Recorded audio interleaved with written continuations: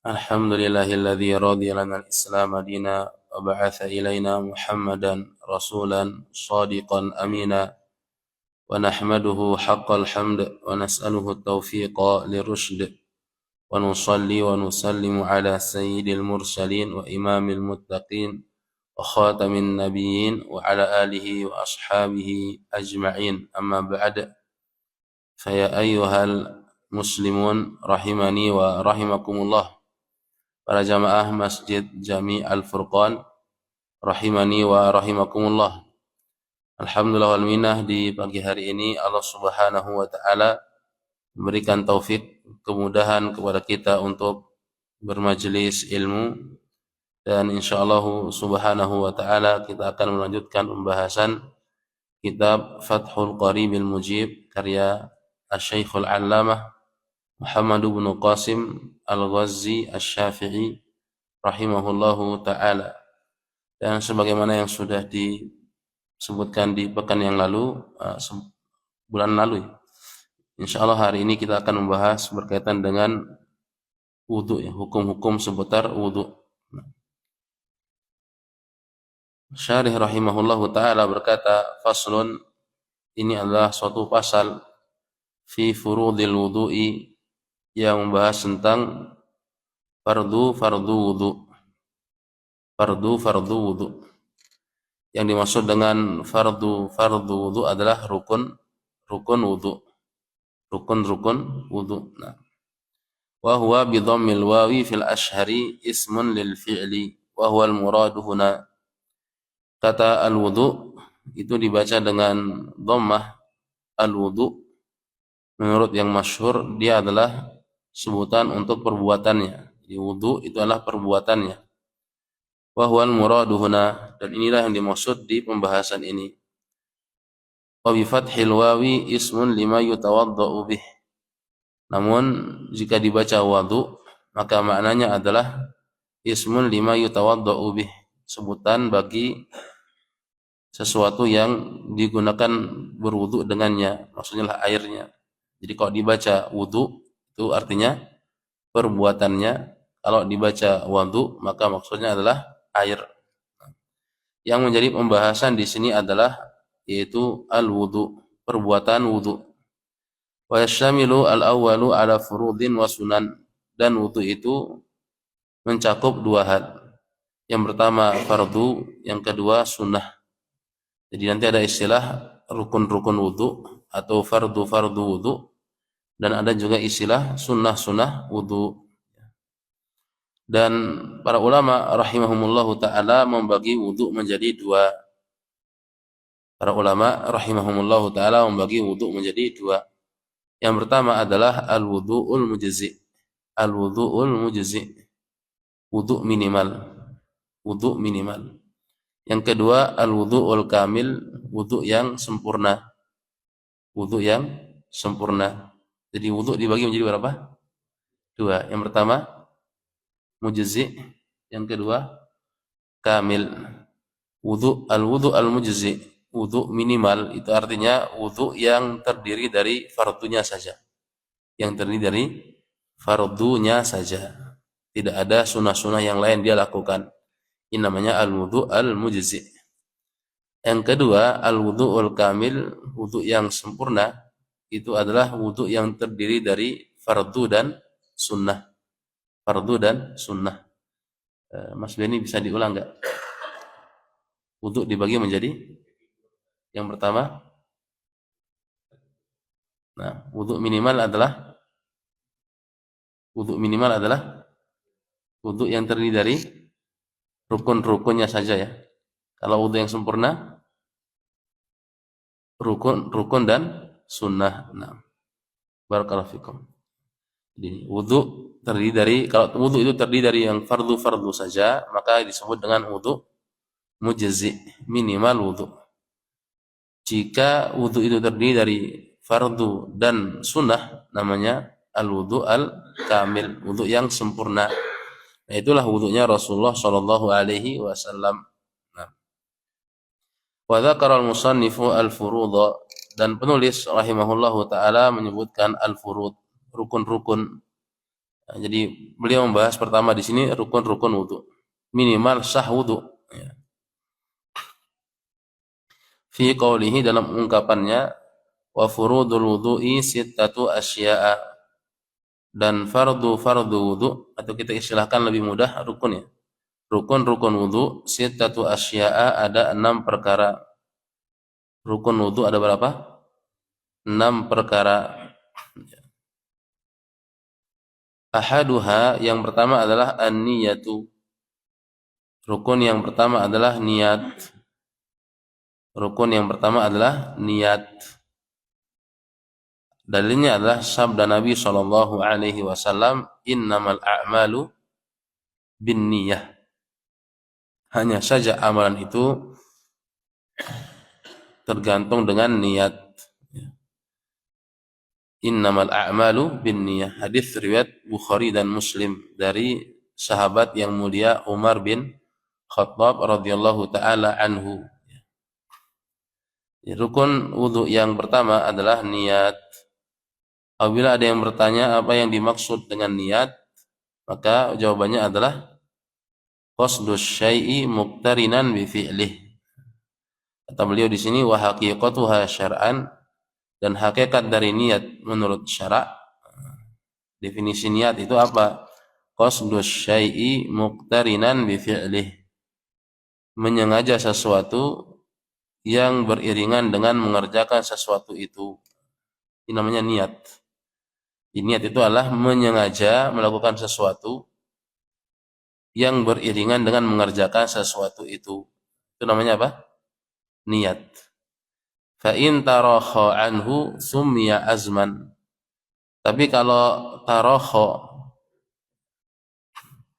jika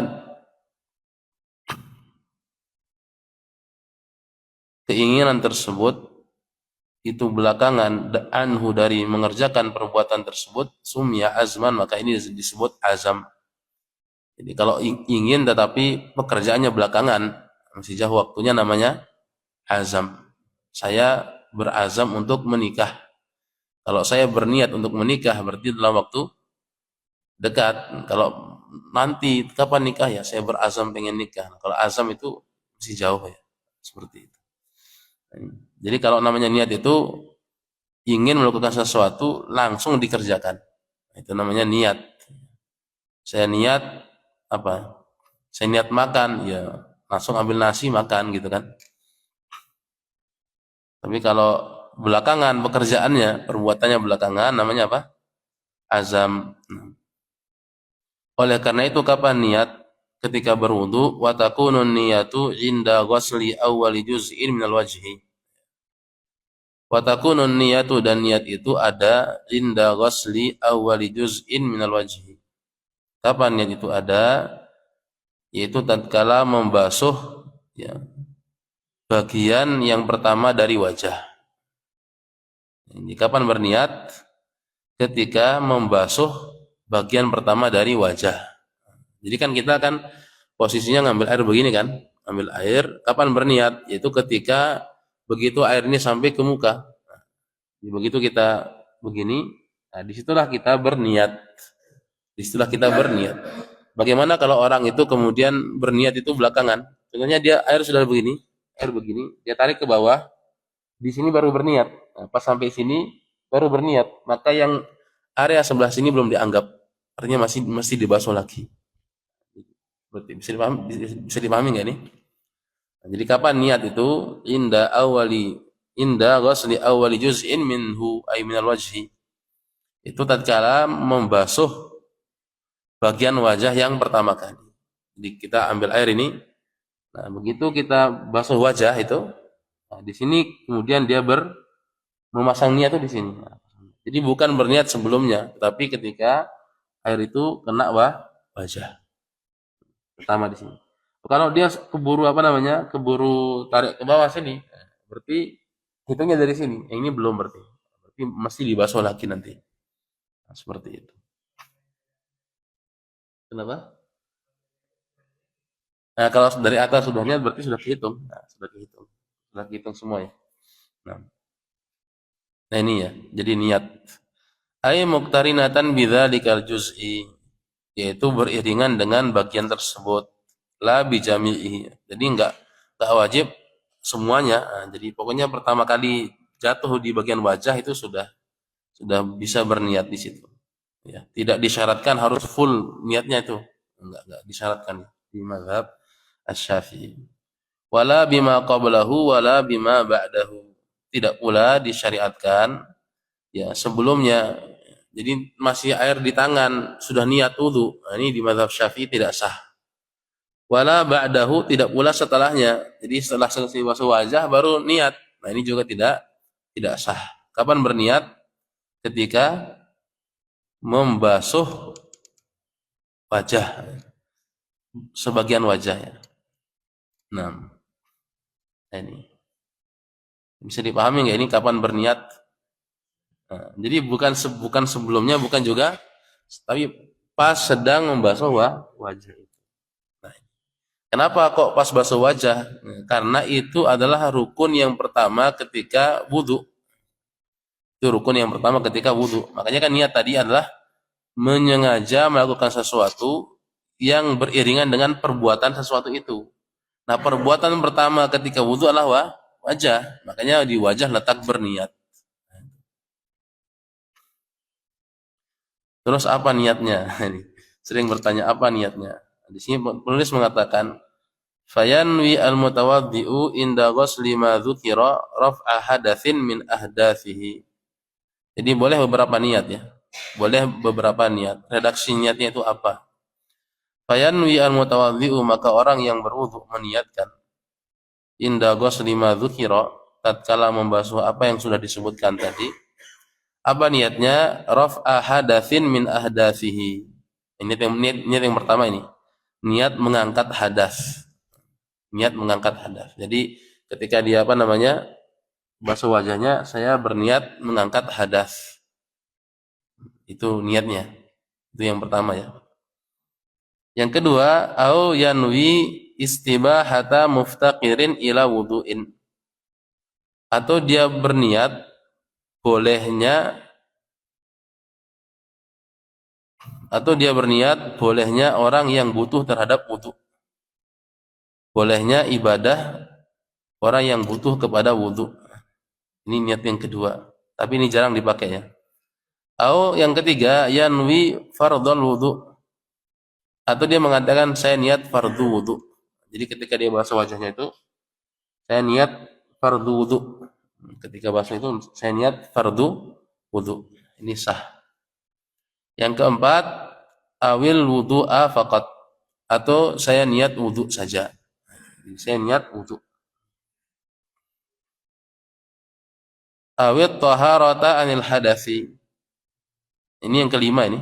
Yang keberapa ini kelima ya? Yang kelima, atau dia berniat taharah dari hadas. Taharah dari hadas. Jadi bisa dipilih lima-limanya ini. Tapi yang paling Yang paling mudah itu saya niat wudu, sudah selesai. Saya niat wudu itu. Tapi boleh juga yang lain ya. Yang pertama tadi saya niat mengangkat hadas. Yang kedua, saya niat kebolehan orang yang butuh kepada wudu. Yang ketiga, saya niat fardu wudu. Yang keempat, saya niat wudu. Yang kelima, saya niat taharah dari hadas. Itu 5 ya, niatnya. Nah, beliau mengatakan, fa illam yaqul anil hadasi lam yasihha. Kalau dia tidak mengatakan dari hadas, maka tidak sah. Maksudnya, kalau dia berwudu, saya niat taharah. Saya niat taharah. Tidak mengatakan saya niat taharah dari hadas. Dia hanya bilang saya niat taharah. Maka tidak sah. Kenapa? Karena taharah banyak. Ada mandi juga taharah kan. Loh, ini apa? Nah, itu. Sehingga wajib mengatakan saya niat taharah dari hadas. Dari hadas. Ya. Sampai sedetail itu ya.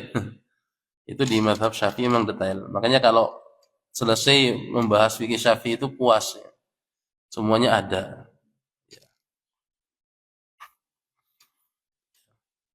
Jadi ini berapa niat tadi? 5 ya.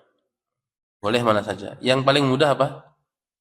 Saya niat wudu, itu sah itu ya kan. Meskipun nggak ngomong fardu ya karena memang wudu itu fardu ya kan. Dalam hati ya. Bagaimana kalau melafazkannya?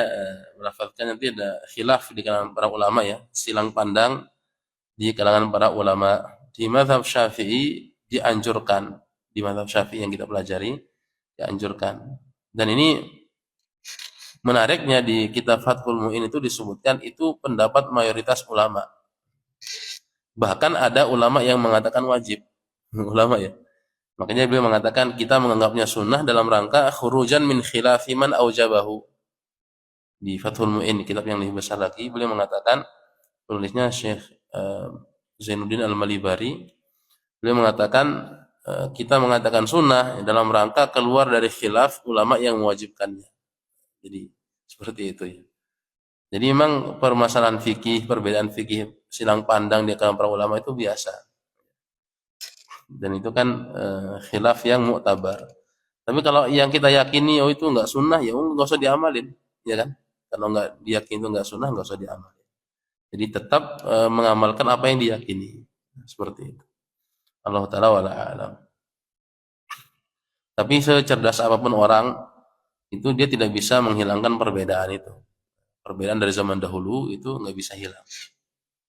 Mau secerdas apapun, mau setingkat apapun ilmunya, tidak bisa menghilangkan khilaf yang ada sudah tetap di kalangan para ulama.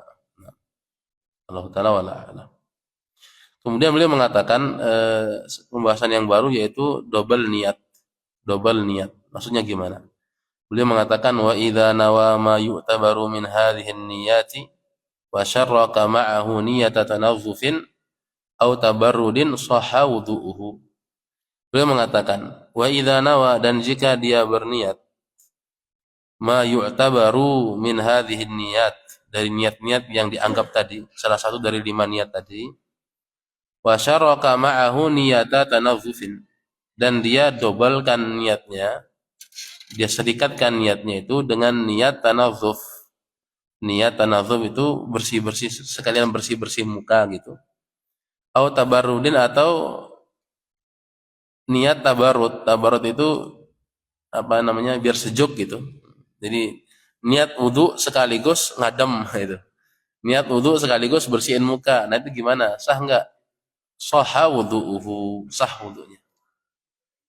Sah ini wudunya kan? Nah, seperti itu. Jadi boleh double niat, boleh double niat. Niat yang salah satu dari 5 tadi sama niat bersih-bersih wajah, bersih-bersih anggota tubuh umpama, atau niat ngadam, ini sahha wudu'uhu, maka sah wudunya. Ini rukun yang pertama, rukun yang pertama yaitu niat ya. Niat di mazhab Syafi'i niat itu rukun. Oleh karena letaknya adalah ketika membasuh wajah. Nanti ada sebagian ulama yang berpendapat lain, itu berarti beda mazhab. Beda mazhab. Nah. Wathani, yang kedua, ghuslu jami'il wajhi. Membasuh jami'il wajhi, seluruh wajah. Membasuh seluruh wajah. Rukun yang kedua apa? Membasuh seluruh wajah. Artinya kalau membasuh sebagian wajah, sah enggak wudunya? Kalau dia membasuh sebagian wajah, ada bagian wajah yang tidak terbasuh, maka sah enggak wudunya?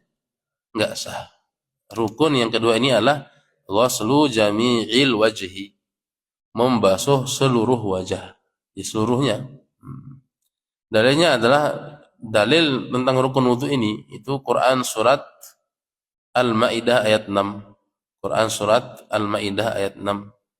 Allah Subhanahu wa taala berfirman, "Ya ayyuhalladzina amanu, wahai orang-orang yang beriman, idza qumtum ilas salati faghsilu wujuhakum." Jika kalian hendak mendirikan salat, maka basuhlah wajah-wajah kalian. Ghuslul wajhi, basuh wajah. Ya, dalilnya. Apabila ada yang bertanya, mana yang disebut dengan wajah? Mana yang disebut dengan wajah? Batasannya apa? Wahadduhu, dan batasan wajah. Tulan, panjang. panjangnya adalah ma baina manabiti sya'rir ra'si ghaliban. Ma area baina manabiti sya'rir ra'si, area antara tempat tumbuh rambut biasanya.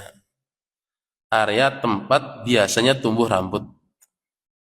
Jadi bagian atas ini adalah area biasa tempat tumbuh rambut. Di mana tumbuhnya biasanya?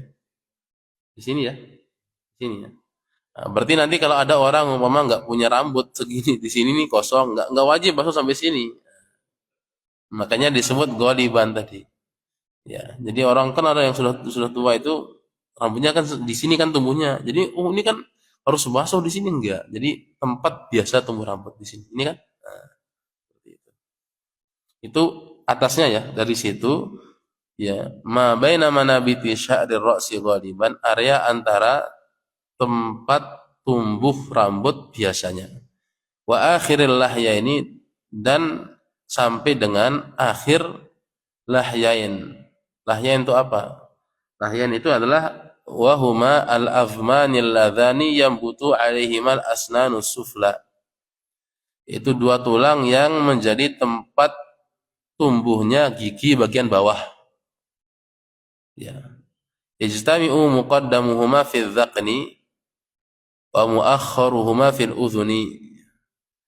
Jadi ini ya, ini apa namanya ini? Sini sampai sini. Tapi ini kan awal, nah akhir tuh di sini. Di sini. Jadi area sini wajib dibasuh ketika wudhu.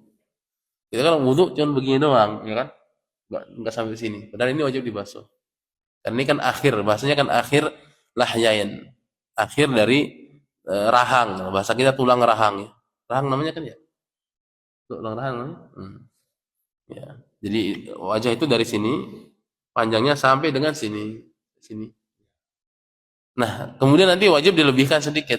Wajib dilebihkan sedikit sampai ya ketemu jakun lah dikit di situ. Kalau dilebihkan lagi itu sunnah. Nah.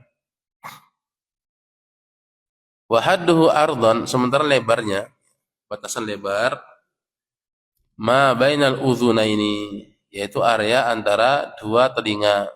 Ini telinga kan? Sini. Ini batasan wajah itu dari sini berarti kan? Nah, ini saat ini wajah ini. Wajah ini. Wajah. Wajib dibasuh dan dilebihkan sedikit, jadi lebih sedikit. Jadi nggak bisa pas banget tuh, nggak bisa, mesti dilebihkan. Karena kalau pas banget nanti pasti ada area yang nggak basah, sehingga dilebihkan sedikit. Makanya full ya. Jadi ketika wudhu itu full, betul-betul full. Dan ini tangan nggak boleh diangkat, nggak boleh diangkat itu. Kalau diangkat nanti airnya berubah menjadi air musta'mal, kan yang belum kita bahas nanti insya Allah. Jadi tetap tangan itu di sini. Jadi kita ambil air itu dibasuh. Jangan diangkat dulu. Kira-kira begitu ya. Sudah sering wudhu kan? Jadi nggak perlu dipraktekkan. Nanti praktek sendiri di rumah masing-masing. Nah, kemudian beliau mengatakan, wa idza kana 'alal wajhi sya'run khafifun aw kathifun wajaba isalul ma'i ilaihi ma'al basyaratil lati tahtah. Jika ada di wajah itu sya'run khafifun, bulu tipis, au kafifun, atau bulu tebal. Kalau ada di wajah ini tumbuh bulu-bulu, bulu-bulu tebal atau bulu-bulu tipis. Bulu-bulu tipis atau bulu tebal, terus gimana? Wajaba isalul ma'i ilaihi, maka wajib menyampaikan air kepadanya, ma'al basyarah, disertai dengan kulit-kulitnya. Allati tahtahu, yang ada di bawah bulu tersebut. Jadi kalau alisnya tebal umpama wajib air itu masuk sampai apa? Sampai kulitnya. Kalau kumisnya tebal wajib sampai kulitnya itu. Resiko kumis tebal, nah seperti itu. Kan Nabi disunahkan kan dipendekkan, nah biar air itu masuk ke situ. Oh, ini kok tebal, wajib masukkan, wajib menyampaikan air ke situ. Dikecualikan jenggot, dikecualikan jenggot. Kalau jenggot kan panjang, disunahkan panjang. Nah, disebutkan di sini. Wa amma lihyatu rajulil kathifatu, ya, adapun jenggot jenggot laki-laki yang tebal. Wa amma, dan adapun lihyatur rajuli, jenggot laki-laki al kathifatu yang tebal. jenggotnya tebal. Nah, kalau jenggot tebal tuh gimana? Fayakfi ghuslu zahiriha. Maka cukup membasuh bagian zahirnya saja. Cukup membasuh bagian luar. Jadi kalau jenggot tebal itu cukup di luarnya saja, nggak sampai ke kulit-kulitnya. Nah, kemudian ada pertanyaan, kapan orang itu dikatakan jenggot tebal? Jenggot saya ini tebal apa tipis? Nah, ini pasti tipis lah ya. Patokan tebal tipis itu apa? Nah, tebal itu bi'alam yaral mukhatabu basyarataha min khilaliha, yaitu di mana orang yang diajak bicara, biasanya kalau kita ngomong sama orang berapa meter? Hah? Ngomong biasa nih kalau ada tamu ke rumah gitu, itu jaraknya berapa biasanya? Setengah meter kan ya? Nah, setengah meter atau setengah meter lebih dikit lah. Nah, kalau dari jarak setengah meter ini, ya orang ini nggak bisa melihat kulit dari jenggot kita, maka ini jenggot kita tebal. Kalau kelihatan apa namanya kulitnya, berarti ini jenggot tipis. Itu. Berarti siapa yang tebal di sini? Kalian tebal nggak kalian? Coba lihat. Yang kelihatan katanya, berarti tebal ya. Nah itu. Atau bisa ngaca di kaca, ini kelihatan nggak? Kalau kelihatan kulitnya berarti ya tipis. Kalau enggak berarti tebal. Nah, itu. Jaraknya berapa tadi? Setengah meter kira-kira ya. Bukan sejengkal, depan banget ya kelihatan. Nah, kata beliau wa ammalihiyatur rajulil kasifatu, adapun jenggot laki-laki yang tebal, fayakfi ghuslu zahiriha, maka cukup membasuh luarnya saja, zahirnya saja, cukup dibasuh bagian luar. Ya, jadi nggak sampai harus apa namanya digini-giniin. Nah, kalau digini-giniin sunnah hukumnya, nggak wajib ya. Kan kita ngomong yang fardu saja, rukun. Kemudian mana lagi? Mana tadi ya? Bi khilafil khafifati, berbeda dengan jenggot yang tipis, jenggot laki-laki yang tipis. Wahia ma yarol mukhatabu basyarataha, yaitu jenggot tipis itu adalah jenggot yang orang yang diajak bicara bisa melihat kulitnya ya, dari majelis takhatub, dari tempat duduk orang bercakap-cakap ya. Fayajibu isalul ma'i li basyaratiha.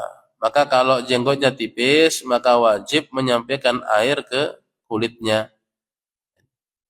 Kalau tipis wajib sampai dalam. Nggak bisa apa namanya, cuman begini-begini saja. Nah, wa bi khilafi lihyati imra'atin wa khuntha, dan berbeda juga jika jenggotnya itu jenggot perempuan. Ada perempuan nggak berjenggot? Hah? Ada nggak? Ada kan? Ya di YouTube tuh ada. Cuman katanya setiap hari dipoto, apa namanya? Dibersihin. Perempuan jenggotan. Setiap hari tumbuh lagi. Setiap hari itu di apa namanya? Dan itu di kitab fikih zaman dahulu sudah apa namanya? Sudah dibahas hukumnya gitu. Wa bi khilafi lihyati imra'atin wa khuntha, atau bencong. Bencong kalau jenggotan gimana? Maka kalau jenggot perempuan atau jenggot bencong, ya, fayajibu isalul ma'i li basyaratihima, maka wajib menyampaikan air ke kulit kepalanya, kulit wajahnya, walau kasupa, meskipun tebal. Jadi yang tidak wajib tadi adalah jenggot, yang kedua laki-laki, yang ketiga tebal. Nah ini yang nggak wajib apa namanya sampai dengan kulit-kulitnya. 3 itu syaratnya. Yang pertama apa syaratnya tadi? Jenggot. Ya. Kalau kumis tebal nggak masuk, ya kan? Alis tebal nggak masuk, jenggot itu. Jenggot. Yang kedua, jenggot ini milik laki-laki. Kalau perempuan nggak masuk. Kalau bencong nggak masuk. Yang ketiga, jenggot ini tebal. Kalau tipis berarti nggak masuk. Nah, kalau terpenuhi 3 syarat ini, maka cukup membasuh bagian zohirnya saja. Nah, tadi. Nah, di sini beliau mengatakan, diberikan peringatan di sini, wala budda ma'a ghuslil wajhi min ghusli juz'in min ar-ra'si. warraqabati wa ma tahta dzaqni. Dan wajib membasuh ya, wajib bersamaan dengan membasuh wajah. Apa yang wajib? Yaitu membasuh sebagian dari kepala dan leher dan sesuatu yang berada di bawah dagu. Jadi wajib dilebihkan tadi yang kita sebutkan tadi. Kaidah fikihnya adalah ma la yatimul wajibu illa bihi fahuwa wajib. Sesuatu yang tidak bisa, ma la yatimul wajibu illa bihi fahuwa wajib.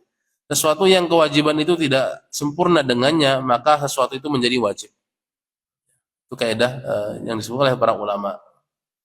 Nanti berlaku juga di basuh tangan. Kan tangan itu rukunnya sampai siku kan, wajib dilebihkan sedikit. Nah, Allah Ta'ala wala a'lam. Ini rukun yang kedua, yaitu membasuh seluruh wajah. Nah, kemudian yang namanya membasuh itu mesti ada air yang mengalir. Mesti ada air yang mengalir. Makanya kalau disemprot-semprot sedikit, nah ini tidak sah. Disemprot-semprot nggak ada air yang mengalir, cuma ngusap-ngusap begini doang, tidak sah ya. Nah, ini kan dipraktekkan oleh sebagian oknum yang membimbing haji itu kan. Jadi dia ngajarin jamaahnya itu boleh berwudu dengan semprot katanya. Boleh nggak pakai semprot? Boleh saja pakai spray Spray. Spray apa spray? Namanya apa? Spray. Nah, kalau spray itu ini. Ya. Ya. Intinya itulah gitu ya. Nah, jadi dia dalam kondisi darurat katanya boleh dia menggunakan spray. Jadi dia cuman gini-gini tangannya kemudian diusap gitu, atau disemprotin di wajahnya kemudian diusap. Ini tidak ada air yang mengalir. Nah, ini tidak sah ini. Yaitu beberapa ustadz, itu bukan satu orang. Berapa pembimbing umroh itu. Sama ustazah juga perempuan itu. Nah, ini enggak tepat. Tidak sah. Karena Allah mengatakan faghsilu wujuhakum, basuhlah wajah. Namanya basuh itu dalam bahasa Arab mesti ada air yang mengalir. Nah, enggak bisa. Nah, kemudian rukun yang keberapa? Yang ketiga. Watsalitsu, yang ketiga, ghuslul yadaini ilal mirfaqain, yaitu membasuh al-yadain, kedua tangan. Ini bukan satu ya. Membasuh kedua tangan ilal mirfaqaini, hingga kedua siku. Nah, ila di sini kata para ulama Syafi'iyah itu maksudnya ma'a, bersamaan dengan siku. Membasuh kedua tangan bersamaan dengan siku. Jadi bukan hanya sekedar sampai siku saja, mesti dilebihkan sedikit. Nah, makanya ila di sini ditafsirkan ma'a, bersamaan dengan membasuh siku. Ya, nggak bisa kalau sekedar sampai siku saja. Dan ini banyak sering saya lihat itu orang berwudu sebelah sininya nggak basuh ini. Nggak basah ini. Ini tidak sah wudunya. Ya. Nah, disebutkan di sini fa illam yakun lahu mirfaqan utubira qadruhuma. Kalau dia nggak punya dua siku gimana? Kalau nggak punya siku gimana? Hah? Utubira qadruhuma, maka dikira-kirakan seukuran keduanya. Kalau dia tangannya kepotong segini umpama, kepotong segini, ini wajib dibasuh enggak ini? Yang sedikit ini wajib dibasuh enggak? Apa enggak usah? Langsung ke tangan kiri gitu. Gimana? Alhamdulillah ya, jangan sampai kepotong tangannya.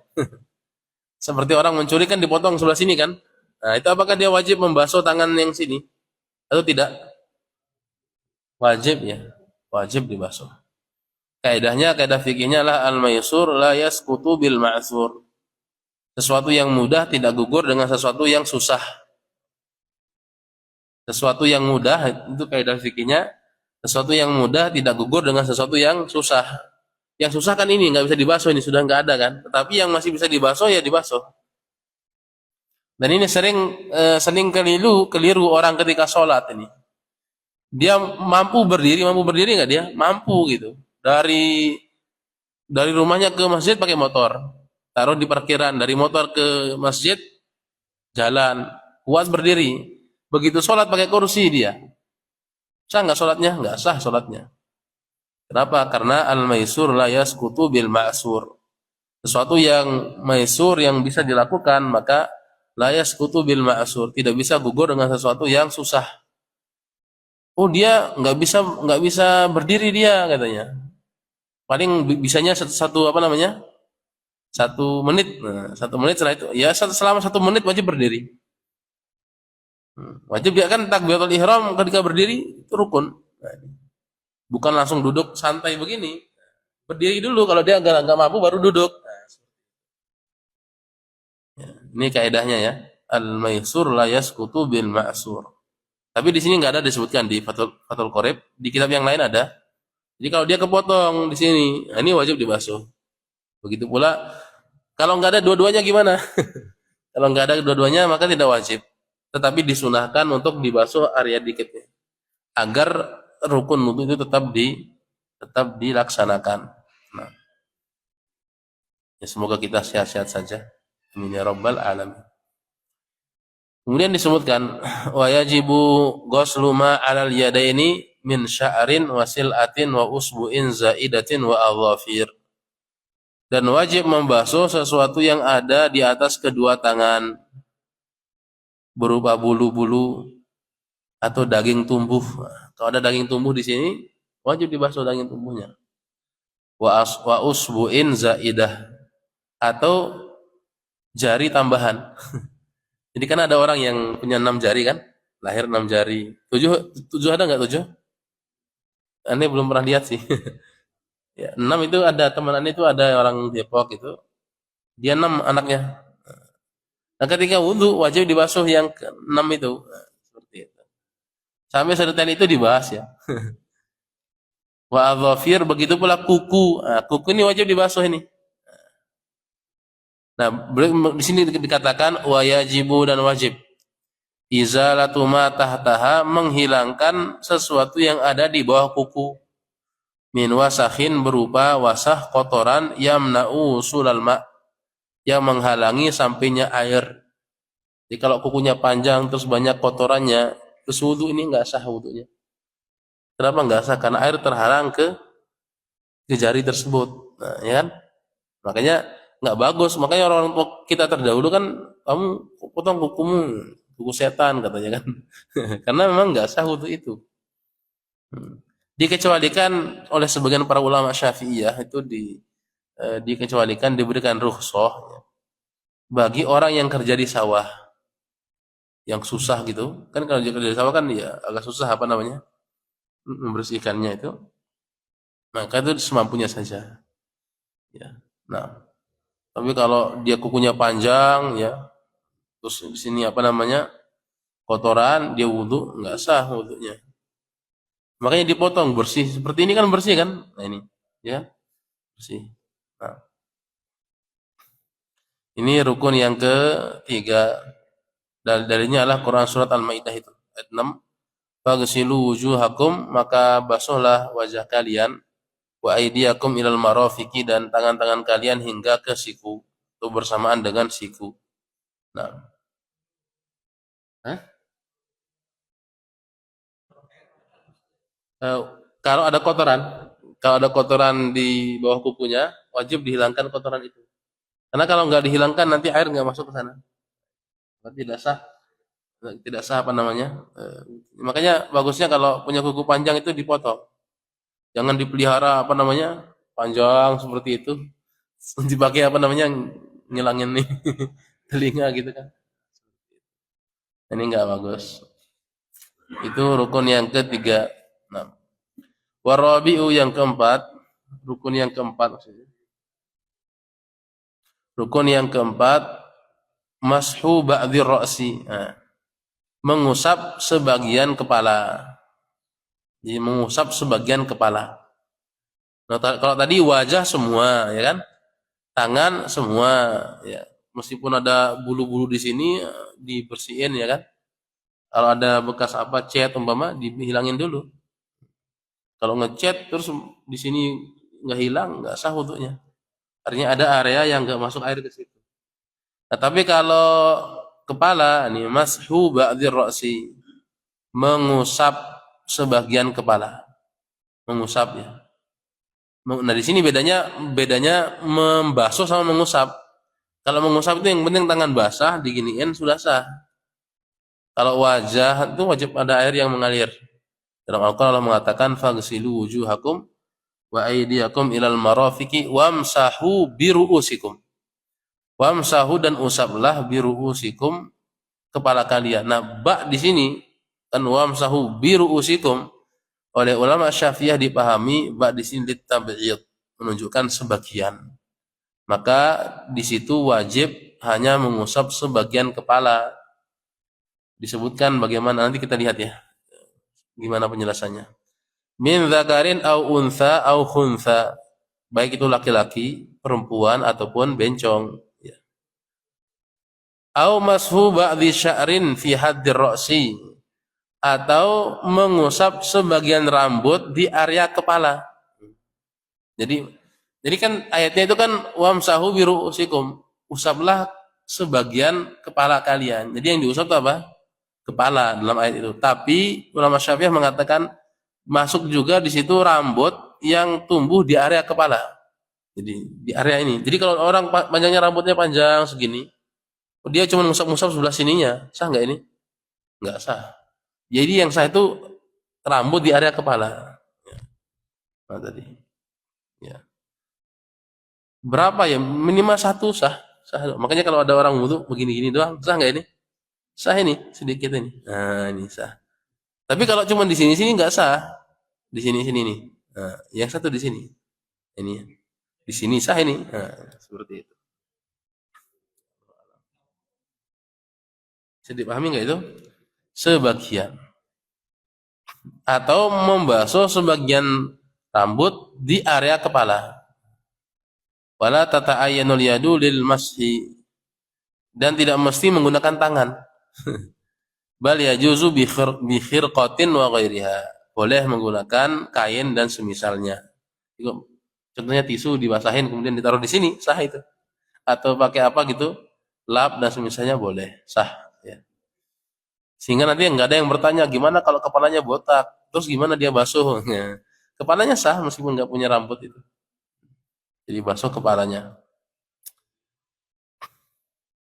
Walau ghasala ra'sahu badala mashiha jaza. Jika dia membasuh kepala. Tadi kan di ayat itu kan wamsahu biru'usikum, usaplah kepala kalian. Loh, gimana kalau dia basuh kepalanya? Katanya di sini mana tadi? Walau ghasala ra'sahu, sekiranya dia membasuh kepalanya badala mashiha sebagai ganti dari mengusap kepala, jaza maka boleh. Kenapa boleh? Kenapa boleh?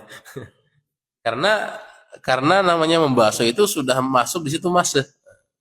Ya kan? Kalau masuk kan sekedar ngusap begini. Kalau apa namanya membasuh kan udah rata pakai air ya kan? Nah, udah lebih sah lagi gitu. Jaza boleh. Walau wada'a yadahul mablulata walam yuharrikha jaza. Jika dia hanya sekedar meletakkan tangannya yang basah begini, enggak perlu dia gerak-gerakkan, boleh sah. Sah itu.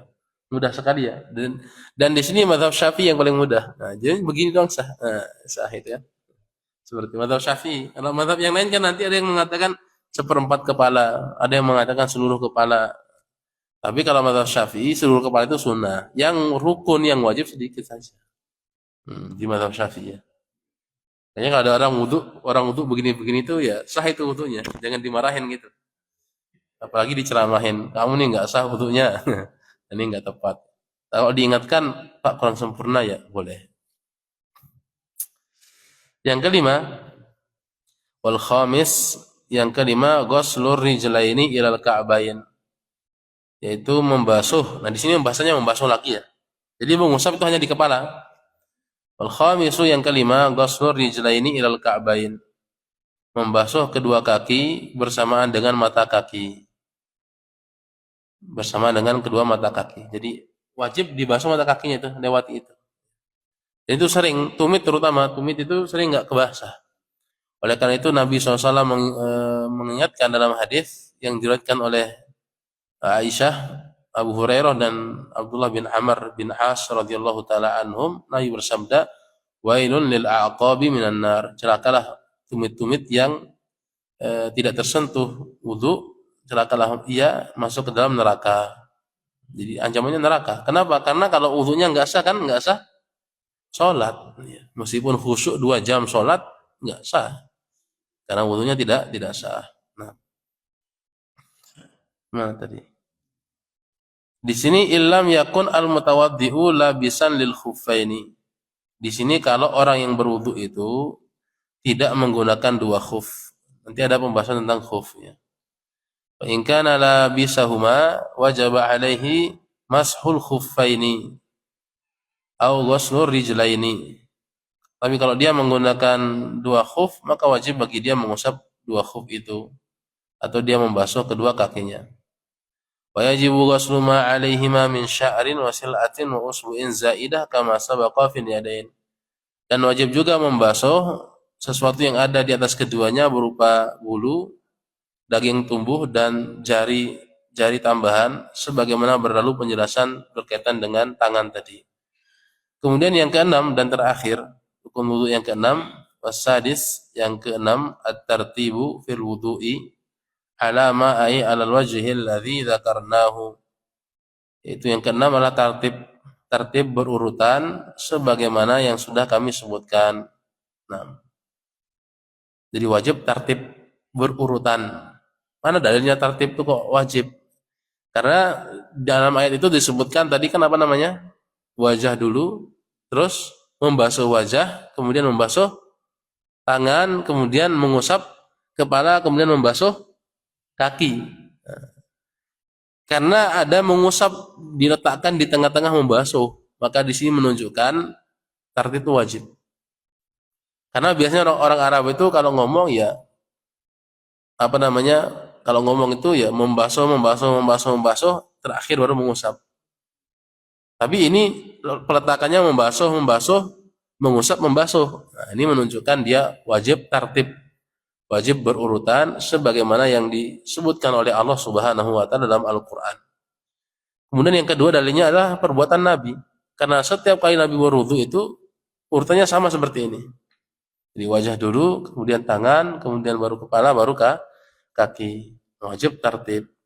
Ini 6 rukun wudu ya, 6 rukun wudu. Dan kalaupun ada sebagian ustadz yang mengatakan rukun wudu cuma 2, ini pendapat yang batil, pendapat yang keliru, tidak tepat, tidak ada dalilnya. Rukun wudu cuma 2, nah ini enggak ada. Meskipun ada yang mengatakan ustadz ya, terkenal, tapi ini tidak tepat, tidak ada satupun ulama yang mengatakan demikian. Ya, rukun wudu itu memang ada khilaf, tetapi minimal banget ulama mengatakan 4. Minimal itu. Tapi kalau mengatakan 2, cuman wajah sama apa namanya tangan seperti tayamum, ini malah nggak tepat, menyelisih Al-Quran dan Sunnah dan ijma para salaf. Tidak ada yang mengatakan 2. Nah, Allah Taala wa a'lam. Kemudian di sini beliau mengatakan, "Falau nasyat tartiba lam yakfi." Kalau dia lupa tertib, lupa ini nggak sengaja, lam yakfi maka tidak cukup, tidak sah, tidak sah. Ya. Walau ghasala arba'ata a'dha'ihi daf'atan wahidatan biiznihi irtafa'a hadatsu wajhihi faqat. Sekiranya dia membasuh 4 anggotanya secara bersamaan, dia basuh 4 anggota wajah, tangan, kepala sama kaki secara bersamaan sekaligus, irtafa'a hadatsu wajhihi faqat, maka yang terangkat hadas wajahnya saja. Ya. Ini kalau dia pakai suar terus kan jatuh tuh kan, nah, sekalian dia niat semuanya tidak sah. Tapi kalau disebutkan di kitab yang lain seperti kitab Nailur Raja itu di penjelasannya, kalau orang itu nyebur ke dalam kolam truk, nah, begitu dia nyebur dia niat wudu di situ, terus langsung naik ke atas, sah wudunya. Jadi tertibnya di sini tidak apa namanya tertib takdiri, tertib yang dikira-kirakan. Makanya kalau dia langsung masuk ke dalam air dan dia niat wudhu sah. Meskipun nggak berurutan wajah tangannya. Tapi kalau pakai shower itu wajib wajah dulu, nggak bisa apa namanya langsung diniatkan semua. Ini sebagaimana yang disebutkan di sini. Allah taala wala alam. Ini berkaitan dengan rukun wudhu ada 6 ya. Nah, itu bisa dilihat dalilnya dalam Quran surat Al-Maidah ayat 6 ya. Al-Maidah ayat 6 rukunnya ada 6. Nah, seperti itu. Biar mudah ingatnya. Ini berkaitan dengan rukun-rukun dulu. Insya Allah kita lanjutkan dengan kesunahan-kesunahan. Habis ini ada pertanyaan? Silakan.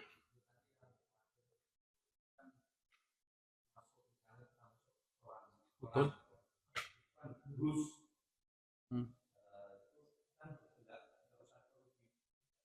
Hmm. Betul. Sah. Ya, niatnya pas masuk dalam air. Niatnya pas di dalam air, bukan di luar. Kalau luar kan belum belum menyentuh air. Nah, begitu sudah masuk dalam air, dia niat wudhu, saya niat wudhu, plak, langsung muncul, sah. Ya, nggak dia apa-apain, sah. Ya. Hmm. Hah?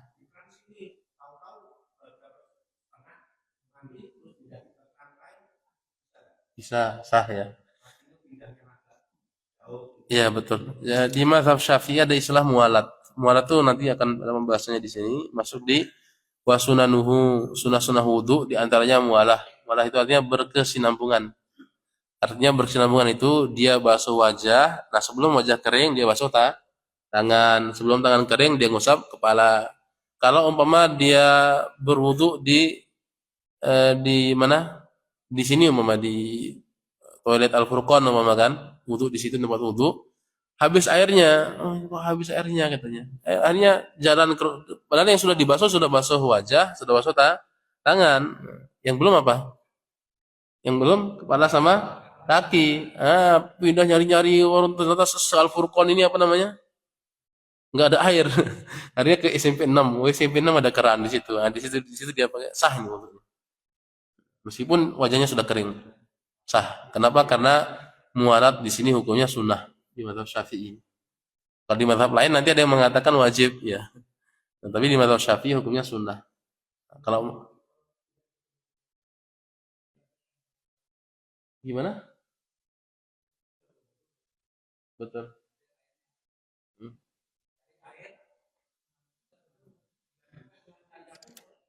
Nanti tayamum ada pembahasan khususnya. Dia agak panjang pembahasan tayamum itu. Insya Allah nanti ada pembahasan tentang tayamum. Nah, ada lagi? Siapa nih?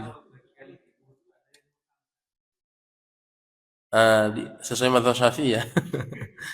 Di mazhab Syafi'i itu kalau dia lukanya itu ada di wajah atau di tangan, di wajah atau di tangan, anggota tayamum, maka di sini yang pertama dia berwudu, dia wudu dulu, ya.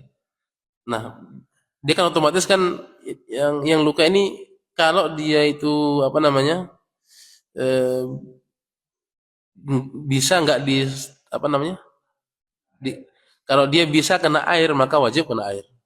Kalau dia nggak bisa kena air, maka karena lukanya banyak, maka di sini dia berwudu, kemudian ya berwudu seperti biasa. Adapun yang luka di sini nggak usah dia basuh. Kemudian nanti setelah itu dia tayamum lagi. Nah setelah dia tayamum nanti begitu sehat wajib ngulang sholat. Atau Syafi'i.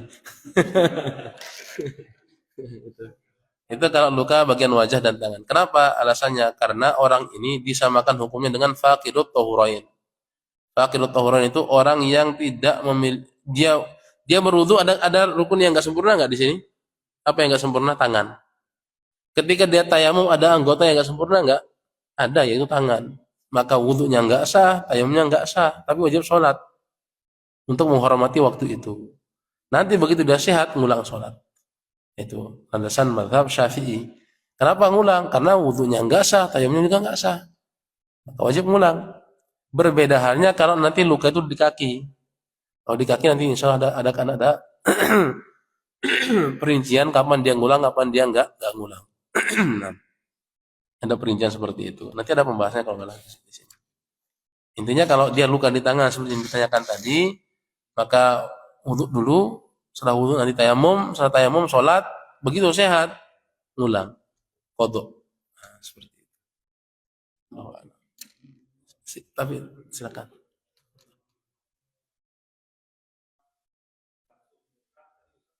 Hmm, betul. Di tangan juga, betul, ya berlaku, berlaku di tangan, di semuanya. Nah,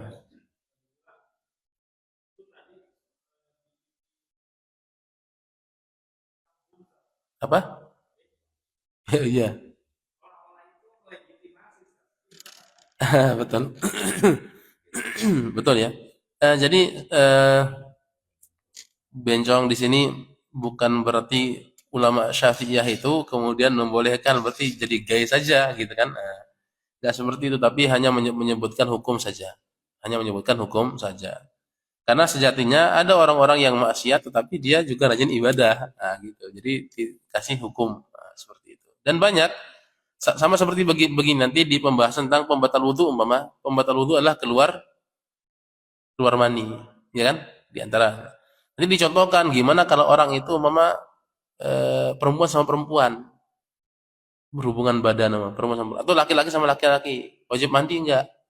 Ini laki-laki sama laki-laki loh. Nah, seperti atau perempuan sama perempuan, nah, kan? Bingung kan hukumnya gimana? Umpama dia ada rajin seperti itu. Nah, di sini ulama Syafi'i memberikan hukum. Kalau sampai keluar mani, maka wajib wajib mandi. Nah, tapi kalau laki-laki sama laki-laki belakang ketemu depan umpama nih wajib mandi. Sampai segitu hukumnya detail. Tapi bukan berarti kemudian apa melegalkan hukum itu, tapi maksudnya adalah menjelaskan hukum itu. Nah, seperti itu. Sama seperti pembatal apa namanya? Pembatal puasa mama. Di antara pembatal puasa apa? Makan ya kan dijelaskan makan. Bukan berarti kemudian oh berarti boleh makan dong. Seperti itu. Enggak begitu. Tapi ini hanya untuk sekedar menjelaskan hukum saja. Dan memang ulama-ulama itu apa ya? Saking cerdasnya kali ya. Saking cerdasnya itu pembahasan-pembahasan yang nggak ada di zaman dia itu sudah kebayang di dia. Kalau kita kan ada di kita saja nggak kebayang hukumnya gitu. Ya kan ini apa gitu. Tapi kalau ulama itu nggak ada perbuatannya nggak ada, tetapi sudah kebayang hukumnya seperti apa. Nah, seperti itu. Itu kan ya, model pengambilan dalilnya namanya istimbat. Istimbat hukum itu mengeluarkan hukum dari dalil. Nah, seperti itu. Allah taala wala alam. Nah, ada lagi yang itu? Siapa tadi? Monggo silakan. Betul, betul. Nah,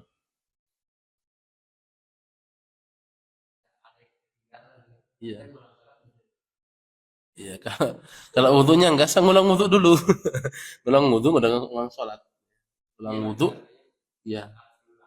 Ya wudhunya dia diulang cuma di kaki saja. Kalau catnya ada di tangan berarti ngulang dari tangan, kemudian kepala baru kaki. Tergantung di mana letak cat itu. Kalau di kaki letak catnya berarti kaki saja yang diwasa. Yang lain sudah sah. Kaki yang belum. Nah, seperti itu. Dibersihkan kaki. Nah, seperti itu. Allahu a'lam. Ada lagi? Iya, dia ngulang juga. Orang wudhunya enggak sah. Ya, nah. Allah taala a'lam. Ada lagi? Silakan.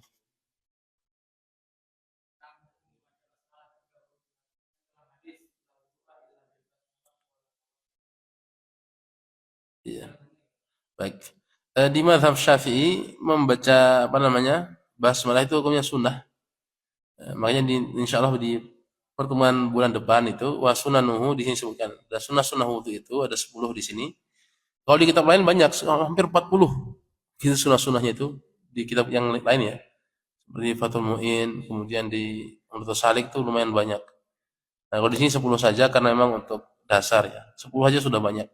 Nah, di antara yang pertama adalah at-tasmiyatu awwalahu, ya, yaitu membaca tasmiyah di awal. Itu apa namanya? Inilah wudu'a di situ tidak dipahami wajib, tapi kesempurnaan saja. Sama seperti hadis yang mengatakan la sholata li jaril masjidi illa fil masjidi. Tidak ada sholat bagi tetangga tetangga masjid kecuali dia sholat di masjid. Nah, kalau dia sholat di rumah sah nggak sholatnya? Sah nggak? Sah, tetapi tidak sempurna. Nah, seperti itu. Atau kalau menurut pendapat yang lain dia berdosa karena nggak sholat berjamaah di masjid. Nah, seperti itu. Tapi bukan berarti nggak sah. Sama seperti hadis yang disebutkan tadi. Nah,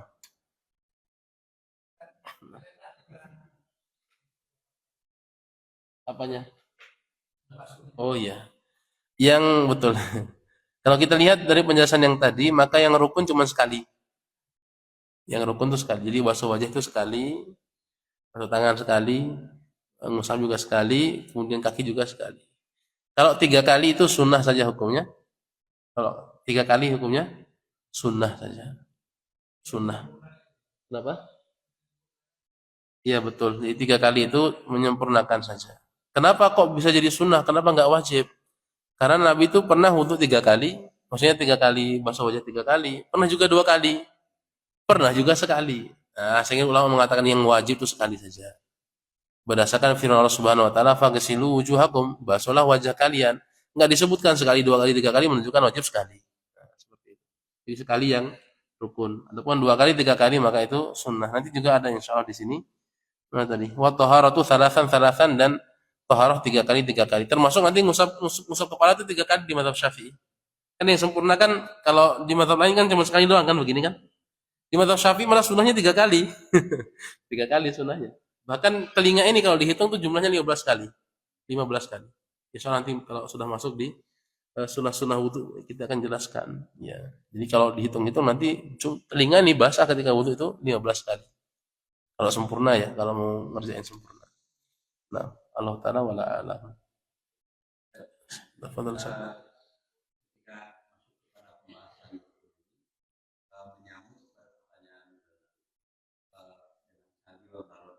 Hmm,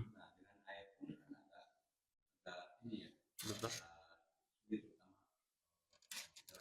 Betul. Betul. Iya,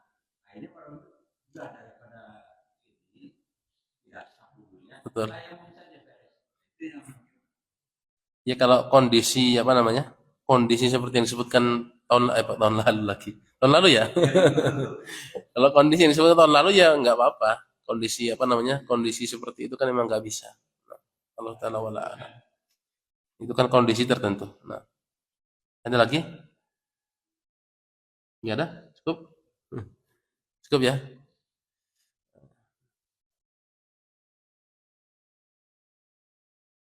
Ada lagi pertanyaan? Pak Iwan nggak bertanya?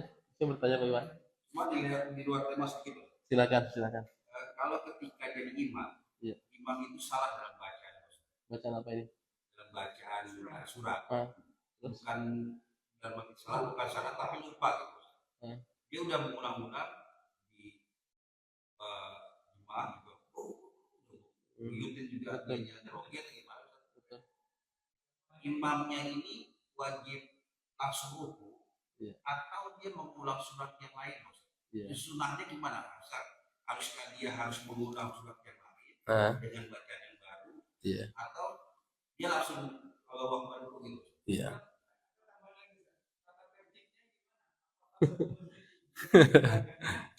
Iya. Iya betul. Yang pertama dulu. Ya. Jadi yang pertama yang ngingetin itu yang di belakang imam. Berdasarkan hadis liyani minkum ulul ahlami wan nuha. Hendaklah yang di belakang saya ini kata Nabi orang yang ulul ahlam, orang yang sudah balik, wan nuha dan punya ilmu. Jadi yang di sop pertama proses di belakang imam itu usahakan yang punya ilmu. Ilmu di sini memiliki ilmu fikih sholat sama punya hafalan kira-kira gitu. Sudah balik dan punya ilmu itu yang di belakang. Makanya kalau kita lihat di Masjidil Haram itu kan yang di belakang tuh syekh-syekh semua kan, nah, ulama-ulama semua gitu yang menempati. Karena nanti kalau ada terjadi kesalahan bisa ngingetin.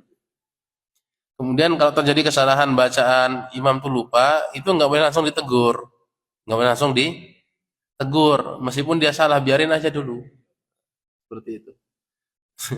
Kalau imam tuh salah ya bacaan, biarin aja dulu. Jadi kapan ditegur? Ketika dia sudah ngasih kode untuk ditegur. Ketika sudah ngasih kode ditegur. Bukan begitu salah, rasakan saya hantam kamu, nggak begitu. Ini begitu imamnya salah mampus. Ini nggak begitu. Nunggu dia ngasih kode apa namanya? Oh, saya lupa. Dia akan berhenti sendiri, baru diingatkan. Iya, dia ngasih kode nanti. Nah, seperti itu. Jadi jangan langsung dia apa namanya? Dia langsung ditegur begitu salah. Jadi dia ngasih kode.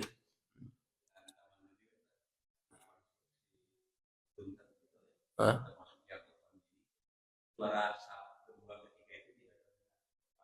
Hmm.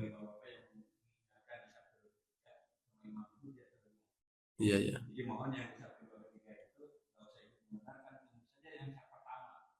Betul.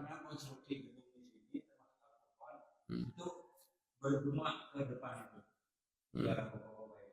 Iya.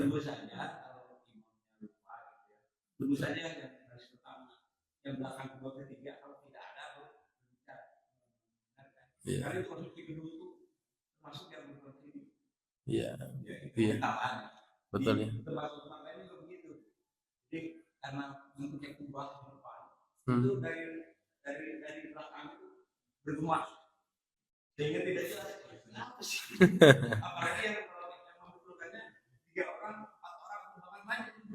Iya, betul.